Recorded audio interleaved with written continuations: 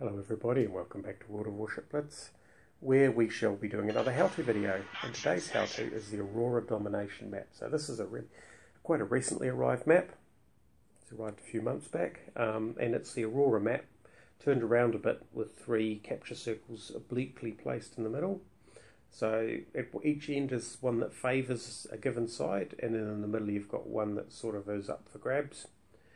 So I'm in the York, the Tier 7 German cruiser, and what I'm doing here is our Sims is heading off towards the B cap.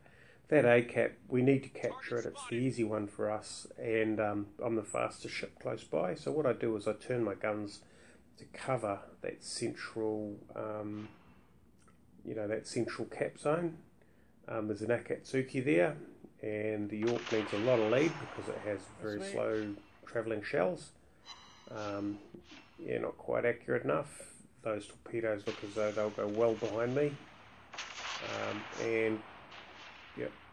Second round, I'm not doing very well on my shooting. Here's a Benson. He's someone I need to take on.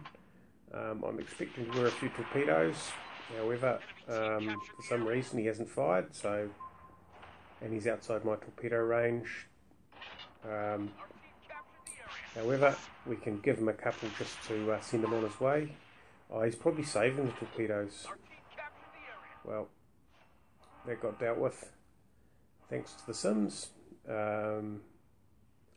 So we've got this cap. The far end we've got a cruiser that's managed to steal a cap, and we've lost a destroyer in the mix somewhere. Now that Amagi is going to need some support. Because he's got a bit of a problem, and he'll definitely need support against this. So I'm detected. It doesn't matter anyway. So I'm heading in. If I turn, I'm not going to be heading in as quickly because he hasn't got the right angle, or he's going to be able to pass. Our Amagi's got a bit of a problem. Takes two torpedo hits and gets finished off. However, I get my aim back in, and so that's the enemy's destroyer limit of 2 has been reached. So now we need to capture the zone and hold it. Fortunately, whatever that cruiser is down to the south, our cruiser, although he may not be holding the cap, he's certainly distracting the bad guys, and that's actually a really valuable contribution. He's obviously low on health, and he obviously knows how to evade shots because they're firing at him, and he's still surviving. Well, they're not firing at him completely. I'm getting sort of a bit of a lesson there. I'm just trying to think of what that cruiser was. We'll see at the end. And then this Tirpitz. So basically all I want to do is light him up and not die in the process. Maybe this Myoko, he's travelling a bit slower. I'll try and bring my rear guns on. So we're really going to be quite good at lighting fires on each other. He fires over the top of me, but he has enough guns that, his chances of causing me a fire, I think, even though I've got a high percentage of likelihood to cause fire with my shells, the fact that he's got more of them. He is travelling slowly. So here I'm just trying to protect my cap, that B cap, and by the looks of it the battleships have got all excited and are heading off still after that cruiser and our carrier. So that Myoko, at this point I think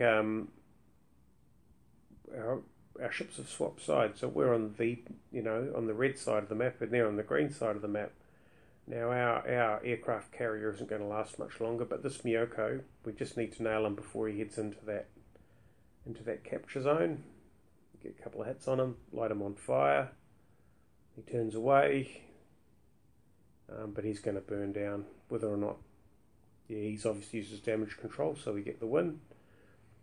Our carrier's gone, which means those battleships will be coming back with 1 minute and 17 seconds, and we've been holding 2 of these capture zones for a fair while now. There's the death torpedoes, the normal death spread that a cruiser or destroyer fires off, hoping to hit someone. Yeah, so with holding those 3 caps, or those 2 caps for that period of time, put us well ahead on points. They seem to have lost their carrier too. I'm assuming that our destroyer, or maybe our battleship, dealt with it.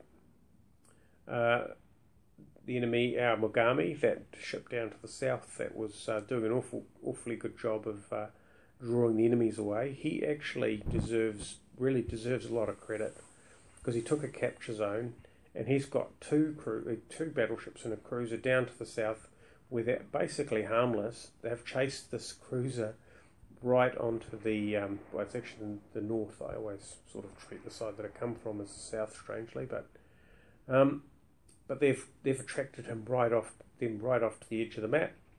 Our destroyer is doing a good job of attracting fire while I try and light the Mogami up for a few extra points. Yeah, so the key thing there is that we had a crew that stuck relatively closely together and could pick off the enemies one by one, and we didn't get distracted and steer away from the capture zones. We kept the capture zones, and if we couldn't take them, we'd wait until we had the forces to be able to take them. So that's the Aurora Domination map. It can be it's one of the harder maps, but that was a good example. And as you can see, it was fairly low damage match, and that's because everybody was manoeuvring and chasing each other. Fairly good results, 5 fires for 72 shells, which is a nice outcome. Yeah, so how to play Domination Aurora.